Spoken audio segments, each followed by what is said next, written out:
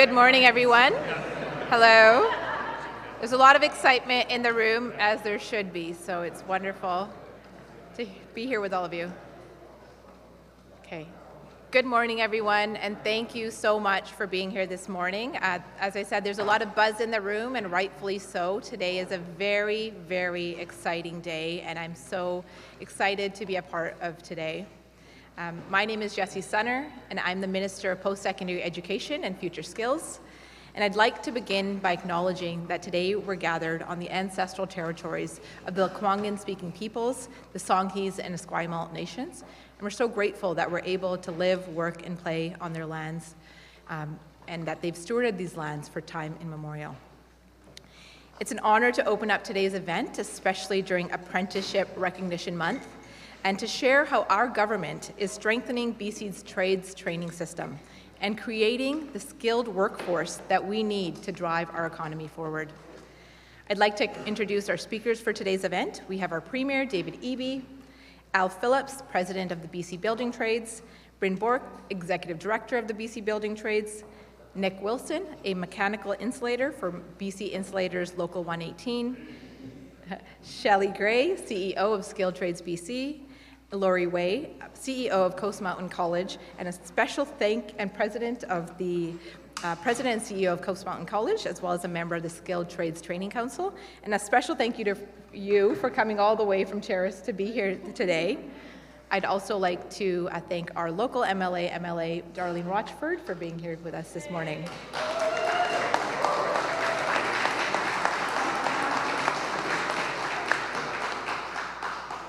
So without further ado, I will pass it on to Premier David Eby to share some fantastic news this morning. Thanks, Jessie.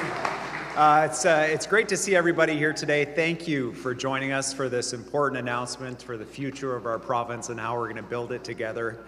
So many people in this room instrumental to the work that lies ahead, and I'm very grateful to all of you. I see leadership from the 15 post-secondary schools that deliver trades training in the province. I see leadership from the labor movement who are here, who train up apprentices and Red Seal apprentices and get them on job sites. And I know that there are a lot of people here who have been working around the clock to make sure that the next generation is successful in our province, and this announcement is possible because of what you do every single day.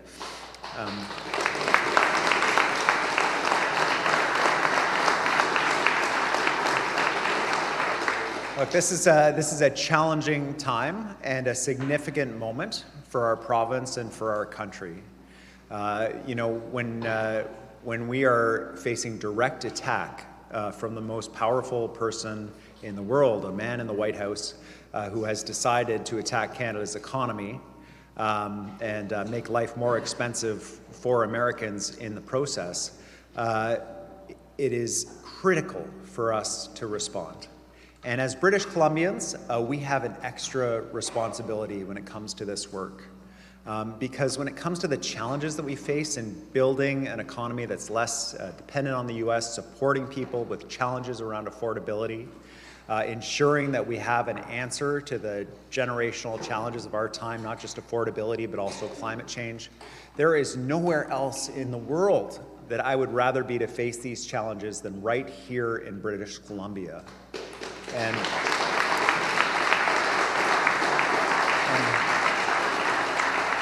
And the reasons for that are obvious. We have the incredible resources. We have the geographic positioning to access 2/3 of the world's population right off our doorstep out of the ports of this amazing province. And the recognition that British Columbia will be the economic engine of the new Canadian economy that we're building is growing. The federal government is clearly taking our advice and looking west for the opportunities that are going to drive not just our provincial economy, not just create jobs for British Columbians, but are going to drive the national economy and create jobs for Canadians from coast to coast. And so I am very proud, and I am very excited about the fact that in the first set of major projects announcements the Prime Minister made, 40% of those projects were BC provinces. Keep in mind, we're only 10% of the provinces here. We're batting 4 times above our weight. And in the announcement just yesterday, The Prime Minister singled out 2 more major projects in BC, the North Coast Transmission Line, the Silesius LNG project, and made a commitment around the entire critical mineral and conservation corridor in the Northwest, representing 10 different mines and $50 billion of investment, including land protection. Clearly, here in British Columbia, we are going to do more than our share in lifting up the national economy. But with that responsibility comes an obligation. For every major project that's proposed for our province, there's not a proponent that I speak to that doesn't say, are you going to be able to make sure that you have the skilled workers available to deliver this project? Because it's one thing to have the money to invest in British Columbia. It's another thing to have the vision about what's going to happen. It's another thing to get all your permits in place. But someone's actually got to show up and make it real. And so they say, will you have those people? Do you have those people in British Columbia? And every time I have that conversation, I have a matching conversation with a young person in our province that says, is there a future for me in British Columbia? Am I going to be able to have a home? Am I going to be able to raise a family? Can I afford to do those things in this province? Just looking around, will I see the opportunity that I need to see here in British Columbia? And it's one of those things that in politics, the answer to both questions is the same. And it is what today's announcement is all about. Today's announcement is about giving young people the opportunity to train, to learn a skill that will help support them and their families well into the future. I think about a guy named Gord McIntosh. I met Gord, we did an announcement in Chilliwack. It was very memorable for me. I was stung in the neck by a wasp at that announcement. But it was particularly memorable, not for the sting, but for meeting Gord. And Gord told me that he had been working in an Amazon warehouse. And he was getting about $20 an hour, moving boxes around that Amazon warehouse. And he had the opportunity to go and do an entry-level training on welding. And he did the entry-level training on welding, and he got some jobs out of that, and then he did the next level and the next level, and then he got his Red Seal welding trade. Well, he earns more than $150,000 a year now. He's getting ready to buy his own house. His life has been transformed by the opportunity that trades training gave him. He's worked all over the province on incredible projects. And everyone here wants that same opportunity for every British Columbian.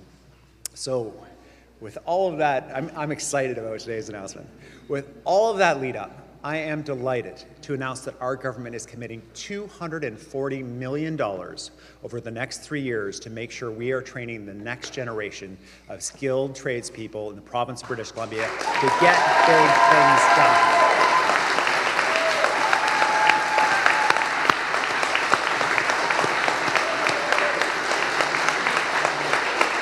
Tell you what.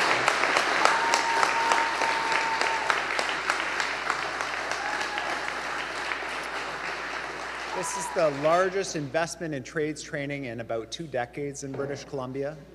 And this money actually commits the people in this room to doing a huge amount of work so that we can ensure that this country is prosperous, that our country is successful, that our young people see a bright future here. The answer, can we build things in British Columbia? Is there a future for young people in British Columbia? Is the exact same answer, and the one-word answer is absolutely. Here we go.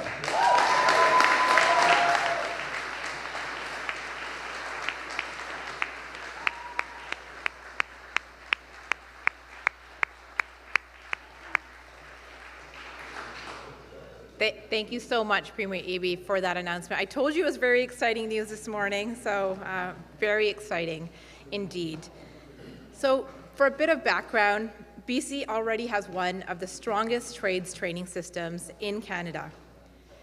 This year, we saw nearly 17,000 new registered apprentices, bringing the total to almost 50,000 apprentices across our province, which is a record high number of apprentices. Through Skilled Trades BC, we've been supporting skills training and trades education, funding 28,000 training seats at public, union, and private institutions throughout our province. We're proud to also have implemented 7 electrical and mechanical trades under the skilled trade certifications system, helping to improve safety, raise wages, and support stability in the trades. But in this changing economic climate, it's crucial that we keep up and that we get ahead.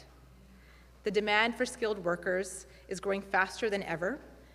BC expects nearly 100,000 additional career opportunities in the skilled trades over the next 10 years. And we need to ensure that we have the skilled tradespeople to build more housing, major infrastructure, and advance clean energy and technology province throughout BC. That's why this investment into trades training is so important. It's truly transformational. This investment will lead to tens of thousands of new training spaces across our province.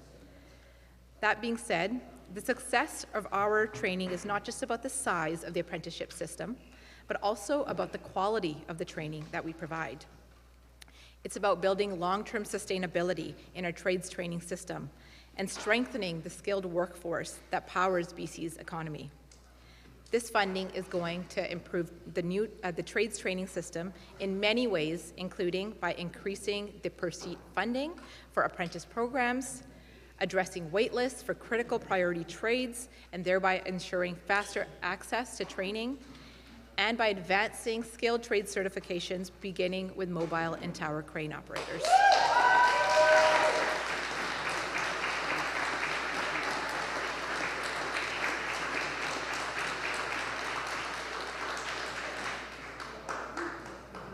We know that skilled tradespeople are the backbone of this province. The work that they do is foundational to keeping our communities resilient and driving BC's economic growth. Growing up, I saw firsthand the importance of the trades in my own family. My father was a tradesperson in the finishing trades, and I saw firsthand the pride that he took in his work and the stability that it brought to our family and allowing myself and my brothers to pursue our dreams and our passions because of the work he did. And I want more British Columbians to have that same opportunity. Good paying jobs that build strong communities and a secure future for all of us. As I stepped into the role of Minister of Post-Secondary Education and Future Skills just a few short months ago, I began visiting trades trainers across our province, and I heard a clear message from many people that are in this room today. We cannot build the future we want without investing in the trades.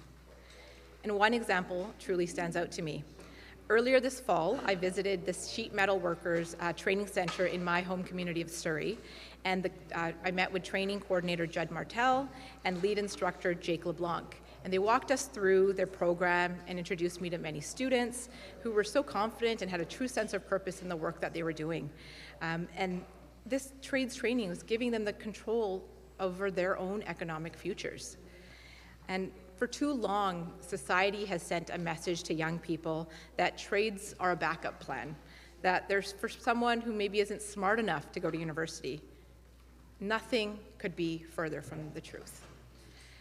In a moment that I'll never forget, Jake shared a question with me that he asks all of his students at the end of his exams, which is, what is your favorite thing that you've learned throughout this process? He handed me a photocopy of one of the students' responses, which said, learning about myself and realizing that I wasn't dumb. I just wasn't in the right structure. Today, I want this announcement to send a new message. Building the world around us is one of the most important professions that you can have. It is challenging, but it is also deeply rewarding to drive past our schools, our bridges, our hospitals, and say, I built that. And you build our province, you build our country, and you truly build our future.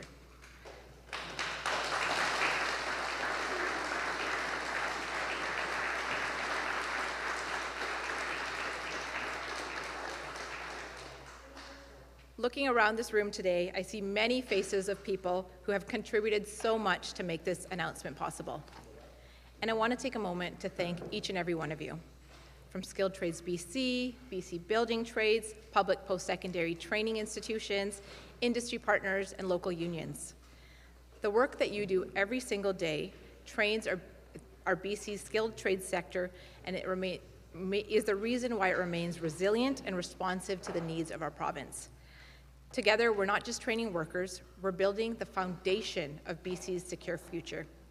We will continue to work together to ensure that British Columbians are first in line for all of the brighter opportunities that lie ahead. Thank you so much.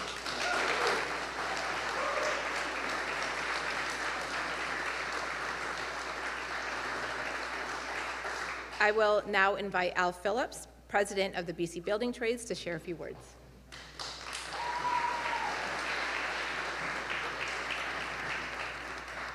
Good morning. My name is Al Phillips. I'm the Business Manager, Financial Secretary of the United Association of Plumbers and Pipefitters, UA Local 170, British Columbia. I'm a Red Seal steam fitter by trade. I've worked in the construction industry for over 30 years. Today is one of the best days of those 30 years.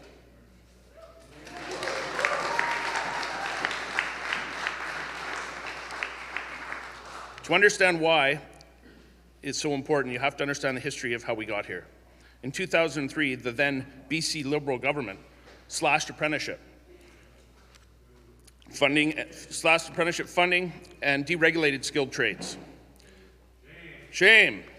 Apprenticeship completion rates fell. Workers either stopped receiving or had to fight to receive technical training. And the industry suffered tremendously. Core funding of the trades training in British Columbia stagnated, and there was little hope for change. It was during this time that the BC Building Trades and our union stepped up. We opened more schools. We trained both union and non-union workers. And we invested over $30 million annually into supporting the training of apprentices. Unions set aside anywhere from 35 cents to $1.50 of every construction hour worked on construction projects to trades training, making up the majority of the per-seat funding for our schools. We recruited, assessed, sponsored, trained, and employed apprentices. Today, the BC Building Trades trainers support over 5,000 apprentices in British Columbia.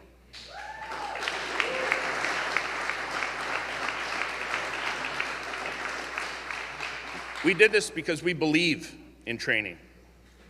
We did this because we believe in uplifting workers.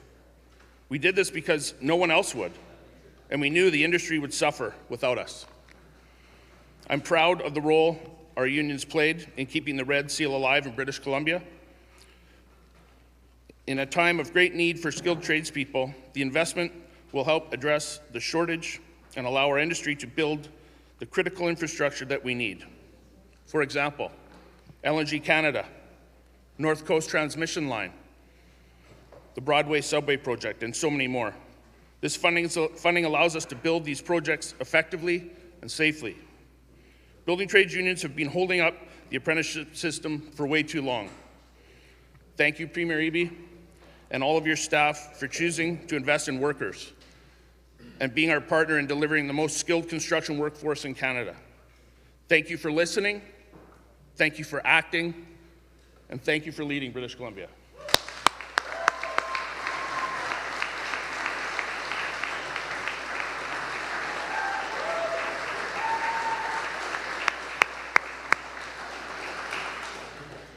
Thank you so much, Al, for your words, and we truly are listening and working with you as partners, and that's why we've been able to get to this point. So thank you for all the work that you've done to help us get to this point where we're able to make this investment today. Next, I'll ask Bryn Bork, who is the Executive Director of the BC Building Trades, to share a few remarks.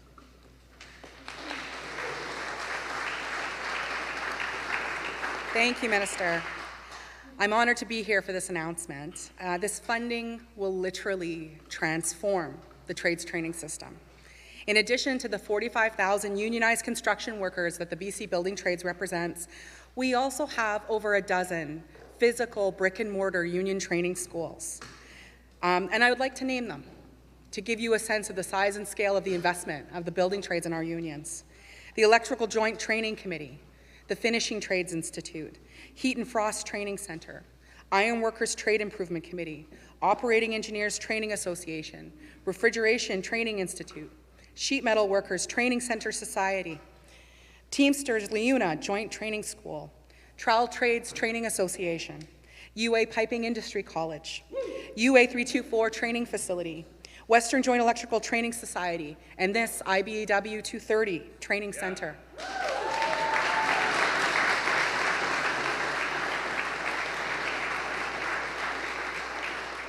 Together, our unions invest over $30 million annually in trades training. Increased funding for trades training has been something that we have been advocating for a very, very, very long time. And I want to share with you what this investment means. No longer are we going to have to worry about layoffs at our training center. We won't have to beg and borrow for equipment from contractors so that we can run the next training program. We won't have to cut classes or delay training delivery because the dollars just aren't there. This is a significant investment in the entire system, and I want to sincerely thank the government.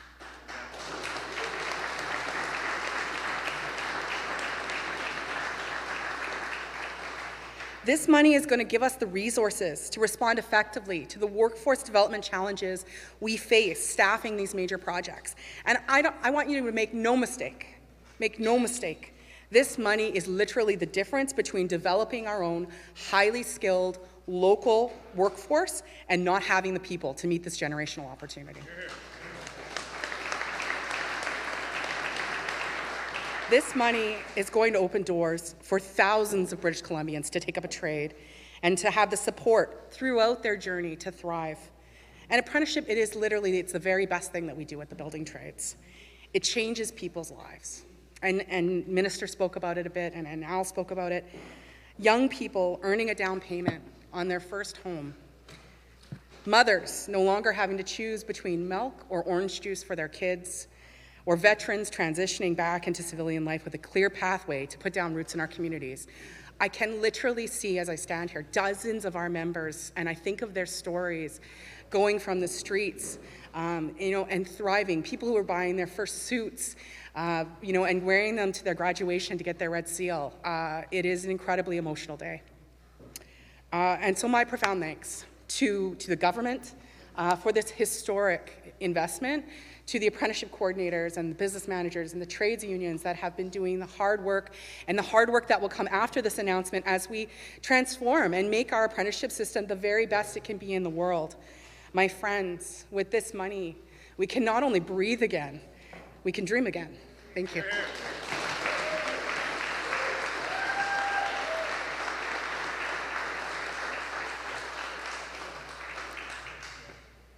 Thank you so much for your words. Got me a little choked up there. It really is transformational what this funding will do, and I'm really excited to see how many people we can help build meaningful careers right here in our province with this funding.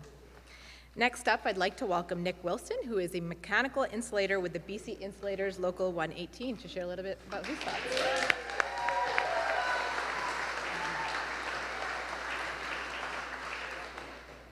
Hello, everybody. First off, I'd just like to give a shout out to these hardworking apprentices behind me.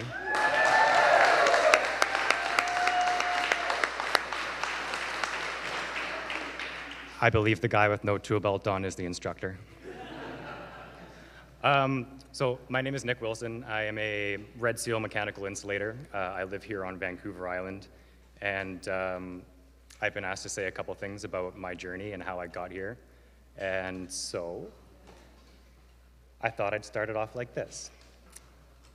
For anybody new, the entry process to the trades can be a little bit daunting. First off, and probably the toughest part, is you have to decide what you want to do, right?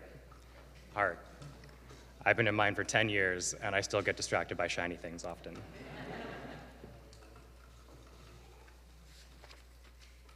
Second, you find a company to work for and who's going to sponsor you through that apprenticeship. You work with them until you have enough experience that they think you're ready to go to school, usually based by hours. And then they tell you it's time. Great, right? Maybe not.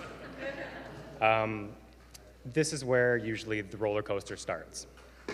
I can only speak for myself, and I count myself very lucky to have had a relatively bumpless apprenticeship. My 4 years were consecutive, even over the pandemic. But I have seen many times what plays out for others when it's time to pack a bag and go to Vancouver for 4 or 5 weeks and do something totally different. And depending which poll you believe, we know that out of the 5 most expensive cities in our great Canada, BC holds 2 of them, Victoria, this one, and Vancouver. And you'll never guess where the majority of the training centers are. So, brothers and sisters, or people who want to come into trades, that's often a large barrier.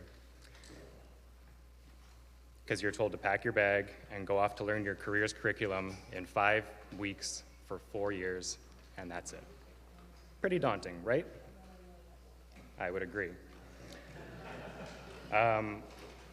And in my 10 years, I've been witness to countless situations where 1 or 2 seemingly small barriers can derail somebody's career path. Whether it just be a pet passing away or something not quite as sad. And I don't think that this is an area that we should let any more ambition fall through. This money, this investment, will help patch cracks in our training systems that have let this happen before. Many folks don't really know what I mean when I say I'm a Red Seal journey person insulator. And to be honest, I didn't even know what that meant when I started. In 2016, I came back from Alberta because oil crashed and I needed a job, and I went to my uncle and I said, "What do you do? Can I do it?" And 10 years later, here we are. But being an insulator, I've become very proud of what I do. And I kind of enjoy that people don't know exactly what I do because I can tell them. And I can tell them what I've achieved, how many people have achieved it behind me and in front of me. And I'm quite happy to tell almost anybody who asks, after coffee. For me, it was the middle of the pandemic when one would surely think that school would be closed. The world was closed, but things had to move. I don't think I got 1 day off. We were essential, and we felt like it. BC did not stop. British Columbian trade apprentices and their trainers did not let this turn us away from chasing that ticket. The world was shut down, but 15 of me and my brothers and sisters went to that class to get that red seal and know that that was indeed our ticket to ride into a career.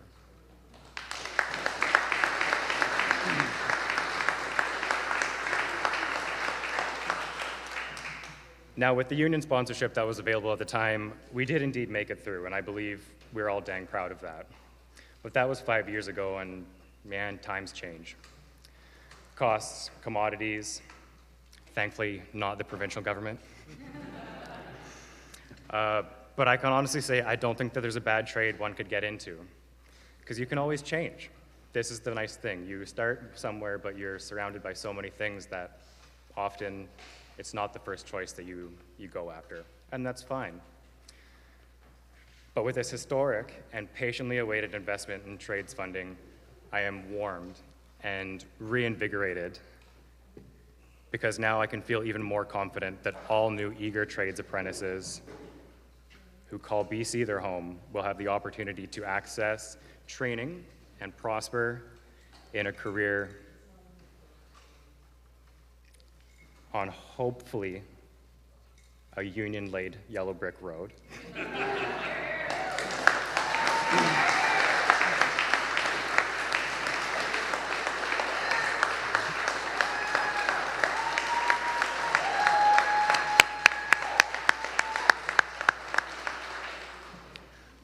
And to a pension and a happy retirement, while enjoying industry-leading health benefits and personal benefits along the way. To my fellow insulators, I hope that you are proud like I am when I think about what we do and how we do it. But you, the legends that came before me, and the people that I schooled with, many of which I'm grateful to call friends, are truly the best at our craft in our province, if not country. And I wholeheartedly hope that the current and future members of my BC Local Insulators 118 and all present and future members of British Columbian Building Trades Unions have the best ability possible to ensure prosperous and healthy communities with well-paying jobs to keep BC the best and most qualified province in Canada. Thank you.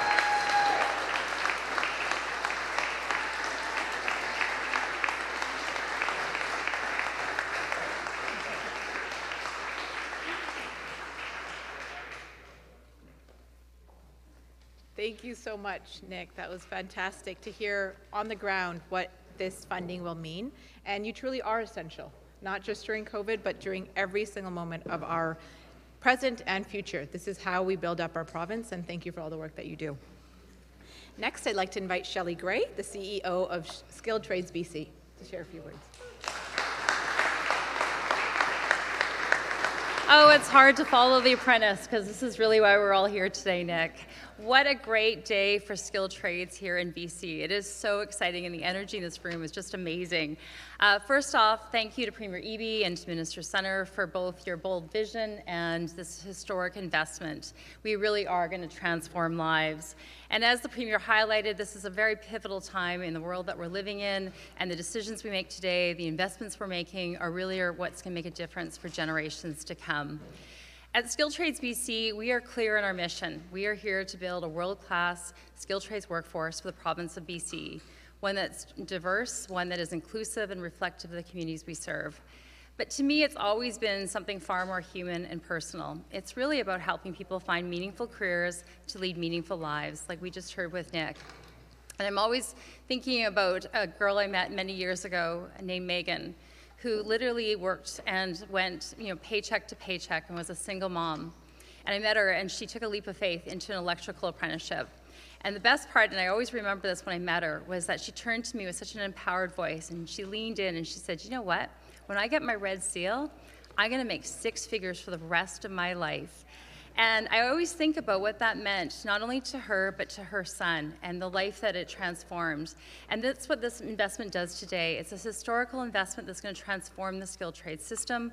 It's going to make sure that we have more young people like Megan who are out there pursuing these well-paying, rewarding careers.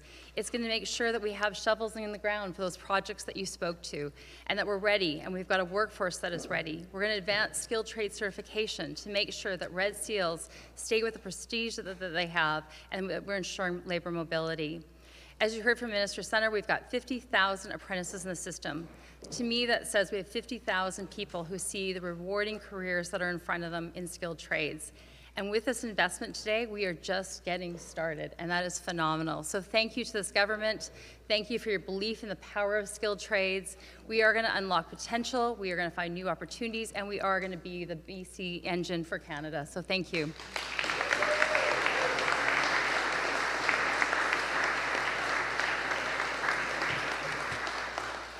Thank you so much, Shelley. And you truly are a partner in the work that we do, and we're so excited to continue doing this work together. And last, but definitely not least, I invite Dr. Lori Way from the Skilled Trades Training Council and CEO of President of Coast Mountain College to share some words.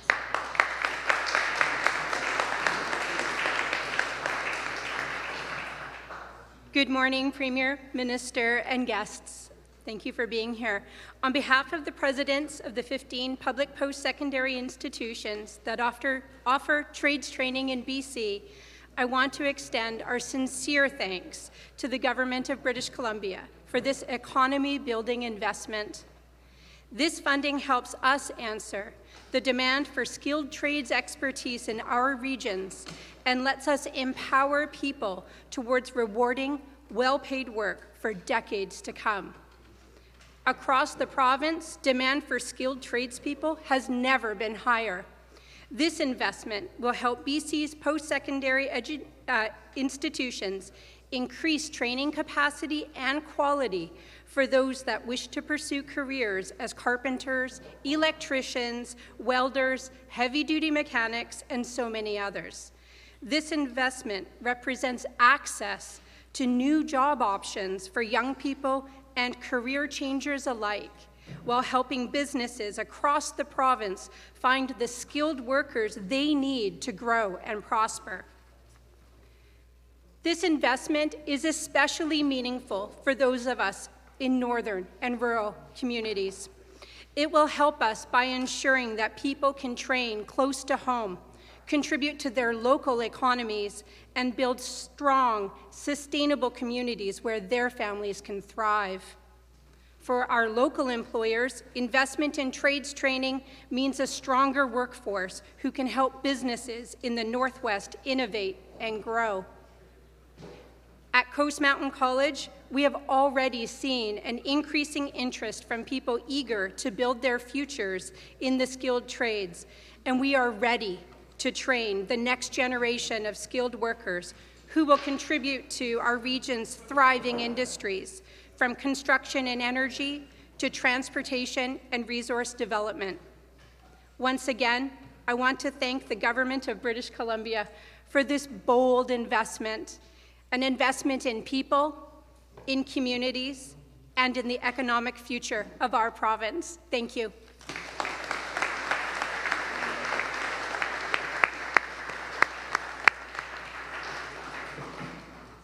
Thank you, Lori, and you really highlight something that is going to be so meaningful with this funding, which is that it's going to be in every corner of our province. Rural and remote communities will be able to train locally, and they will be able to have folks working locally, and that is so important in everything that we do to secure the province's future. So thank you again today for being a part of today's very exciting announcement. I'm truly grateful for the collaboration and commitment to investing in the skilled trades that we have with everyone in this room. I look forward to working together as we implement this funding in the moving forward and building a stronger and more resilient British Columbia. So now I'm going to turn it to Sachin to moderate the media Q&A portion of the day. Thank you very much, Minister. Thank you for joining us, everyone, here at IBW Local 230 here in beautiful Esquimalt. We have media here in person and on the phone lines. For media on the phone, please remember to press *1 to enter the queue, and all reporters will have one question and one follow-up. We're going to start here with Mr. Richard Sussman from Global News. Premier, congrats on the announcement. BCGU yesterday ratified their deal. When the deal was first reached, we asked you about the ramifications on the budget. You said we had to wait till it was ratified. Considering it's now been ratified, what should British Columbians expect here in terms of the province's bottom line and economy? How are we going to pay for this deal, and what we expect will be raises for nurses and teachers, considering it is higher than the mandate that you had set out for at the beginning of negotiations? Thanks, Richard. I know many British Columbians were relieved and happy to see an agreement between the BCGU and government. Ratified by the members in a vote. This is good news for our province.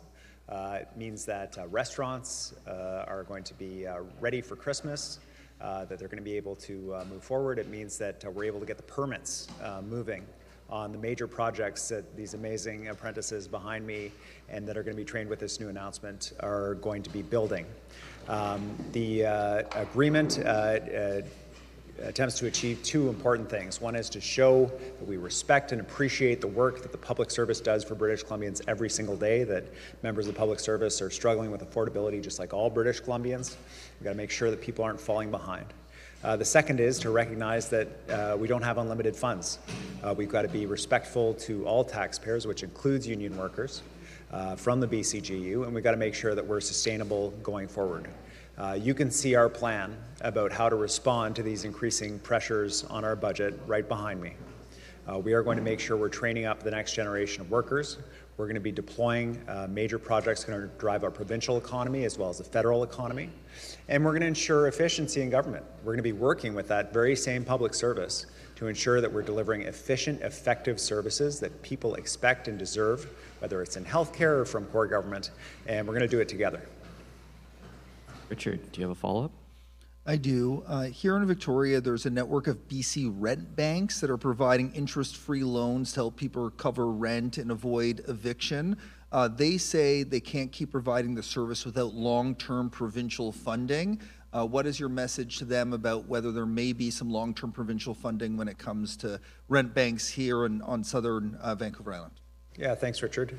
When we established the rent bank program, it was out of a recognition that when people are struggling and they're not able to make a rent payment, that it is more effective and more efficient to provide that support to people in a moment of crisis than it is to deal with a homeless family or a newly homeless individual that's showing up at a shelter door.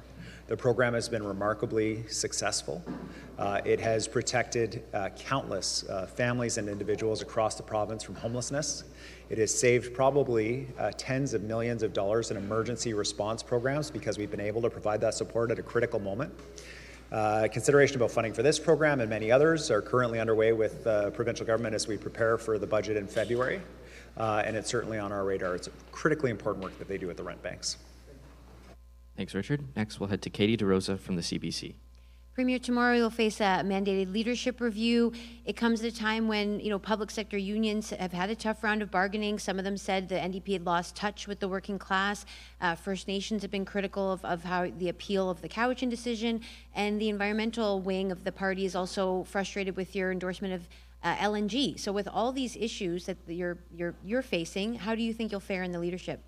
Well, I'm really actually looking forward to convention as a new Democrat. It's a chance to see people all together, to have a celebration with friends that we haven't seen for a long time. And as a policy nerd myself, to be able to get into the weeds on policy on how we make life better for British Columbians.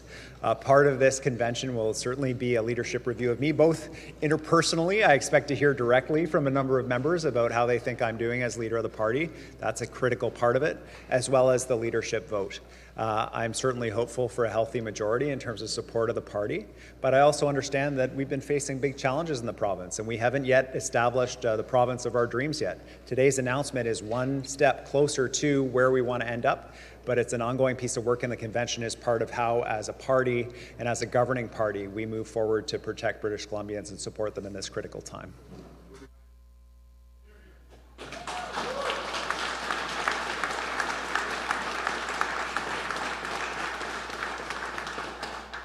And Katie, do you have a follow-up? I'll find that guy and interview him after. You're ICBC wonk. One of the resolutions was to include pet insurance, home insurance, travel insurance with ICBC. When you were overhauling the dumpster fire as Attorney General, was that something that came up, and what do you think about that idea? Yeah, there are actually 400 different resolutions coming forward from our members for convention, the unique thing about our conference is it is a chance for people to bring forward ideas that actually do become government policy. It was an NDP convention that advanced the proposal that the government should be covering the costs of birth control for people in British Columbia, and that is something that became an election commitment and was actually delivered for people in our province. And so this is where we do look for ideas and suggestions. It's one of the places we go to for ideas and suggestions about how to move forward. I am glad that ICBC is in a much better place than it was, that it's supporting British Columbians. We're doing a review of ICBC and the significant changes we made, a 10-year review, a 5-year review, and that will probably be part of the discussions because we see public insurers in other provinces responding to the need of their provinces around home insurance and other types of insurance. I know a number of British Columbians are struggling to get affordable home and strata insurance, for example, because of wildfire risk and other challenges and impacts on the global insurance market. So these are things that we can look at to make life more affordable for British Columbians. I hope it comes forward for debate on the floor, along with many other suggestions from our delegates. Thanks, Katie. Next, we're going to head to the phone lines to Alec Lazenby from the Vancouver Sun. Go ahead, Alec. Hi, Premier. I just wanted to ask in terms of public sector bargaining, obviously, BC ratified their deal. The nurses union is making some noises about concerns around what they're being offered by the province. They said that, the province came in and said there is no money in their first meeting with them. Just wondering your thoughts are on what the nurses can possibly expect and your opinion on whether we could see more job action in the bargaining process as we go along here. Thanks, Alec. Certainly, British Columbians as a whole, we recognize how crucial nurses are to our healthcare system. Anyone who's been in a hospital recently will probably recall the work of a nurse quite directly who supported them. They hold up our long-term care system. They're out in community visiting people who are unable to get out and about and that need that support. They are foundational to our healthcare sector. With that perspective of the critical importance of nurses, there are a number of issues that the nurses have raised with us as a government. They need increased support to ensure their safety at work. Some of the challenges that we see in community from retail workers and others, violence, threats, those kinds of challenges are happening in the grocery store, on the bus, and in the hospitals. That kind of decline in civility that we've seen post-COVID is something that is front and center, especially for nurses in the healthcare setting. So supporting them on that will be part of our discussion. Ensuring that our nurses are supported in a way that brings more nurses back from the sidelines. We have a number of nurses who have left the profession. We want to bring them back into healthcare, and we can do that through something technical called ratios, but it basically means that there's a fixed number of patients that a nurse is responsible for. And we're actually hitting those ratios we committed to with the nurse in a number of places here on Vancouver Island, and we're doing that work across the province. That will be another big part of the discussion. So there's lots for us to talk about in terms of just work conditions for nurses, as well as ensuring that they're able to cover the bills as well. So I look forward to that discussion, because if we're supporting nurses, we're supporting British Columbians, and that's what we're going to do. And Alec, do you have a follow-up for the Premier? I did. On the same topic, I did want to ask, there's some concern that, these ratios aren't being met in many places given the shortage of nurses across the province, not just a BC issue, but it is prevalent here in BC. And at the same time, there's concern from some that, the deal that the province is offering might involve cutting some benefits.